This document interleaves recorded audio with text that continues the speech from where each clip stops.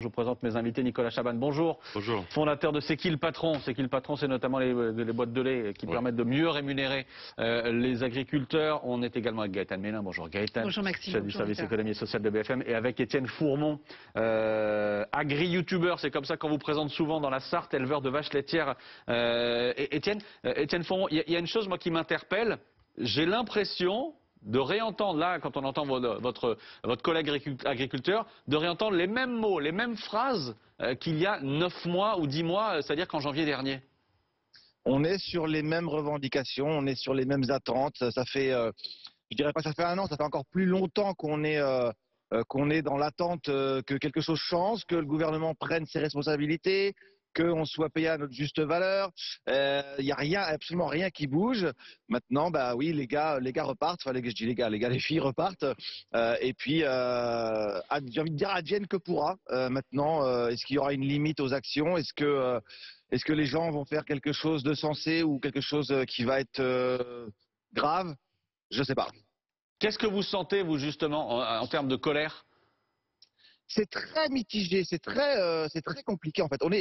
On est vraiment sur quelque chose, un sentiment plus complexe que l'année dernière, dans le sens où certains sont désabusés, dans le sens où ils disent voilà, bah, on a fait ce qu'on pouvait, il n'y a plus rien à gagner.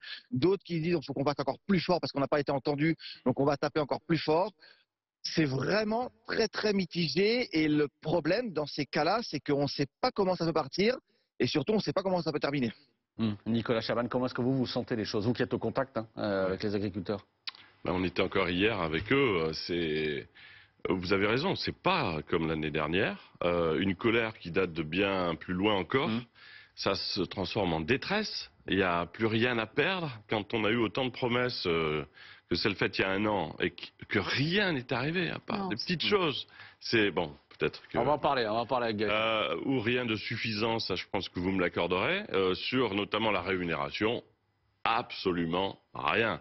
Et la suite ne pourra se faire que si ces personnes qui nous nourrissent tous les jours, moi je parle en tant que consommateur, on ne comprend pas comment dans ce pays, cette famille de gens qui nourrissent les autres ne sont pas finalement protégés.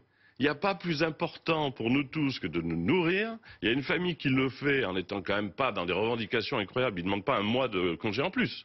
Ils demandent d'arriver à vivre et à nourrir leur famille.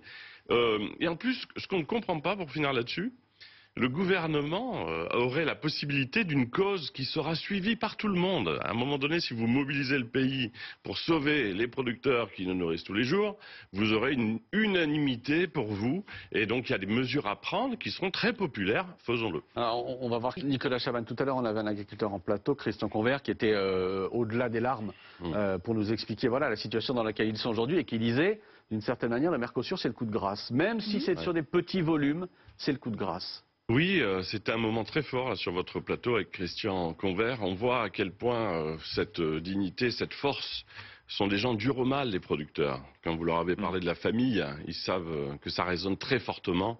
Et ce moment très touchant, nous on le vit tous les jours auprès de gens qu'on ne voit pas aussi malheureux et désespérés qu'ils le sont. Et c'est pour ça que les colères froides, quand elles se réveillent, elles sont compliquées. Pour le Mercosur, c'est un coup de grâce de l'absurdité absolue de la situation. C'est-à-dire que vous avez des producteurs qui ont du mal à se nourrir, qui voient dans des accords économiques que techniquement on peut arriver à imaginer. Mais vous avez une déconsidération du fait que, comme le disait Étienne, en France, on manque déjà de nourriture française. Ça veut dire qu'on a toujours compensé le fait de manquer de poulet, de fruits et légumes, même de beurre, par le fait qu'on importait des choses. Mais lorsque cette importation vient tuer l'agriculture dans son pilier fondateur qui est un juste prix et une existence où on a besoin de revenus, on arrive à la triple peine. Je ne vis pas, j'ai des produits qu'on ne m'autorise pas à produire dans les conditions dramatiques du maïs OGM, du poulet aux hormones. Vraiment, c'est un message qui est terrible pour les producteurs et qui va certainement précipiter, on le sait, des milliers d'exploitations vers une fin annoncée. Et nous, consommateurs, rappelons-nous une chose, le sort des producteurs, c'est le nôtre. S'ils ne vont pas bien, ces gens qui nous nourrissent à nos portes, s'ils ne sont plus là, on ne doit pas parier sur ces bateaux du bout du monde. Est-ce qu'on est sûr qu'ils arriveront? Alors justement, on va faire le... Ce que demandent aujourd'hui finalement les agriculteurs, c'est qu'on dissocie cet accord commercial, c'est-à-dire qu'effectivement on permette des échanges, mais que l'agriculture n'en fasse pas partie. Nicolas Chaban. Oui, ce qu'on dit, on l'a dit à un grand patron qui vend des voitures dans ce pays. On lui a dit, vous savez que le jour où les consommateurs que nous sommes auront du mal à trouver de la nourriture très facilement, et vraiment, c'est pas être alarmiste que de le dire, c'est déjà une réalité. Le jour où ces entrées se font pas dans les conditions actuelles, ça va devenir très compliqué. Vous vendrez beaucoup moins de voitures et d'ordinateurs si ce problème premier n'est pas résolu. Mais on a un petit espoir dans cet océan de grandes questions. Et un rôle, nous, consommateurs, c'est au niveau de nos choix. C'est-à-dire que si on peut prendre tous les décrets, les plus mauvais décrets qui soient, si à un moment donné, on achète de la nourriture française, solidaire, payée au juste prix, notre acte final d'achat, c'est celui qui valide et qui ratifie tout. Donc on a une capacité aussi à jouer un rôle clé pour les producteurs, pour les soutenir, parce qu'en les protégeant, on se protège nous-mêmes. Et Étienne